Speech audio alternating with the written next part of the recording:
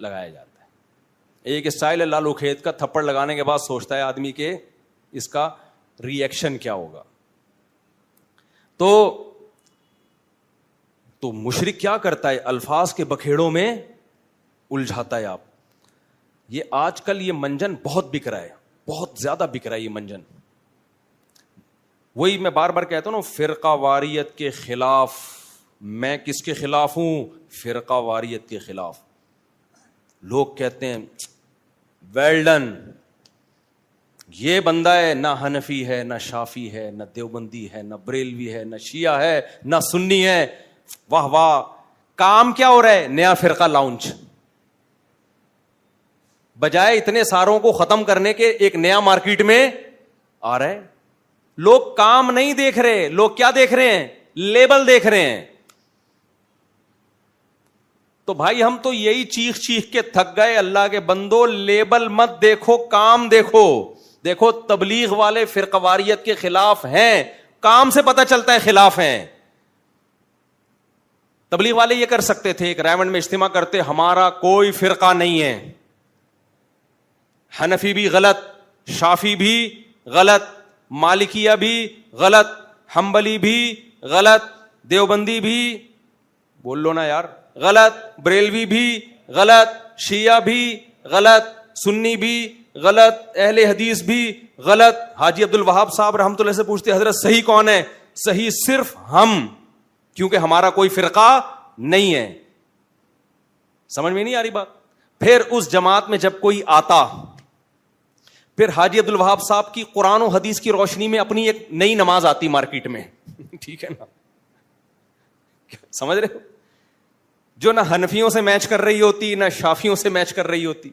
کچھ نئے مسائل آتے جو پوری امت سے الگ ہوتے, کیونکہ پوری امت تو گھاس کھا رہی تھی اب تک.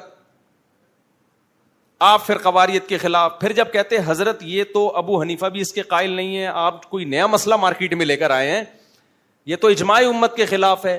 وہ کہتے ہیں میں کسی کو نہیں مانتا, میں صرف قرآن کو اور حدیث کو مانتا ہوں, اور سہروزے کی جو جماعتیں میں نکالوں گا ان جماعتوں میں یہی سکھایا جائے گا کہ صرف قرآن حدیث, اور قرآن حدیث کا مطلب یہ ہوگا کہ باقی سارے کیا ہیں؟ غلط. قرآن حدیث کو تو سب مانتے ہیں, لیکن قرآن حدیث کو اس طرح سے ماننا کہ باقی سب کو کیا کر دینا, کہ باقی سب گھاس کھا رہے تھے, وہ تورات انجیل پر عمل کر رہے تھے, ہم کیا کر رہے ہیں؟ ہم ہیں جو قرآن و حدیث کو لے کر آئے ہیں. تو تبلیغی جماعت سے بڑا فرقہ پھر دنیا میں نہیں ہوتا. پھر حاجی عبد الوہاب صاحب سے جب اختلاف ہوتا کسی اور بزرگ کا, تو ایک فرقہ 2 فرقوں میں ڈیوائڈ. پھر کسی اور کا اختلاف ہوتا تو 4 فرقے, پھر 8. اب تک تبلیغی جماعت کے 48,000 فرقے بن چکے ہوتے. سب کا یہ دعویٰ ہوتا کہ ہمارا کوئی فرقہ نہیں ہے. کام فرقہ پرستی کا ہوتا, لیبل امت کے اتحاد کا لگتا.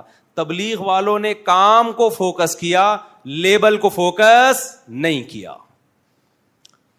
نہیں آ رہی بات؟ اب میں بتاتا ہوں تبلیغ والوں نے کیسے فرقہ واریت ختم کی ہے.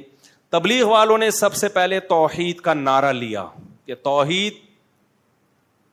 اتنے لبرل نہیں بن گئے کہ مشرک کو بھی جگہ دے دی انہوں نے. سب سے پہلے لا الہ الا اللہ, آسان زبان میں اس کا کہ بھئی اللہ سے ہونے کا یقین, غیر اللہ سے نہ ہونے کا یقین. یا ہونے کا مطلب اسباب سے ہٹ کے اگر کوئی کچھ کر سکتا ہے تو صرف کون کر سکتا ہے.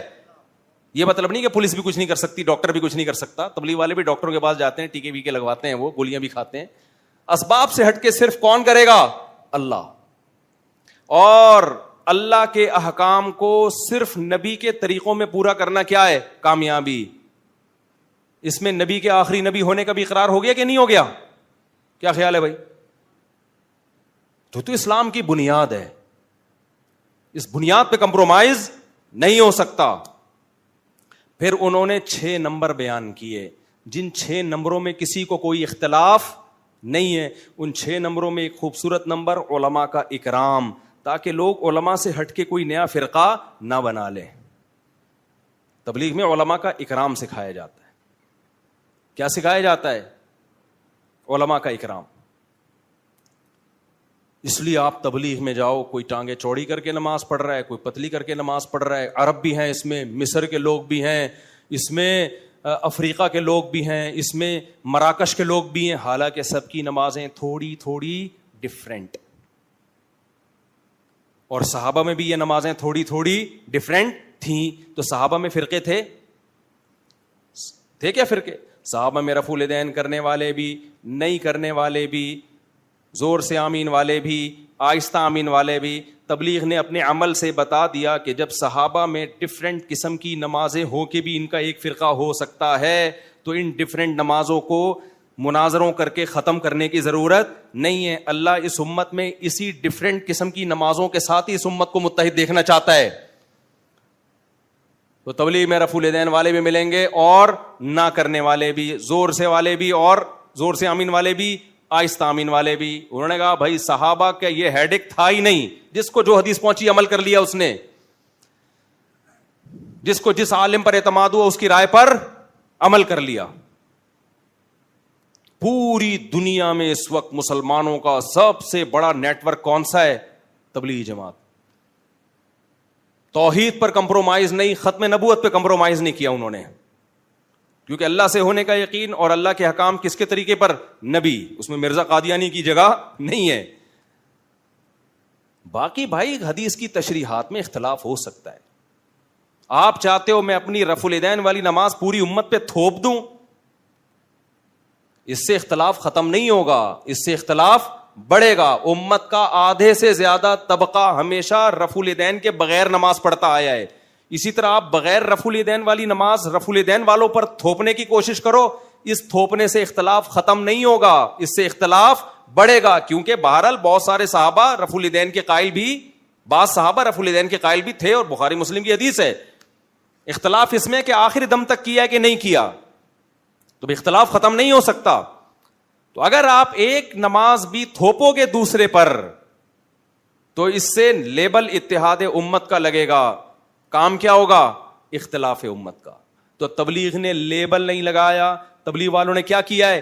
کام کر کے دکھایا ہے. اور آج بہت سارے اسکالر اتحاد کا لیبل لگا رہے ہیں, کام کر رہے ہیں امت کو توڑنے کا. اور جتنے نئے فرقے بنے ہیں نا, جنہوں نے چاروں مذاہب کو ختم کرنے کی کوشش کی ہے کہ بھئی حنفی, شافعی, مالکی, حنبلی, یہ چاروں غلط, ایک پہ آ جاؤ, ان کے 4 سے بھی زیادہ فرقے ہوئے ہیں.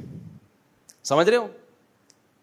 ان کے درجنوں فرقے ہوئے ہیں پھر, یعنی وہ جمع نہیں ہوئے. ہونا تو یہ چاہیے تھا چاروں کو ایک بنا دیا جاتا نا, یا 4 تک رہنے دیا جاتا.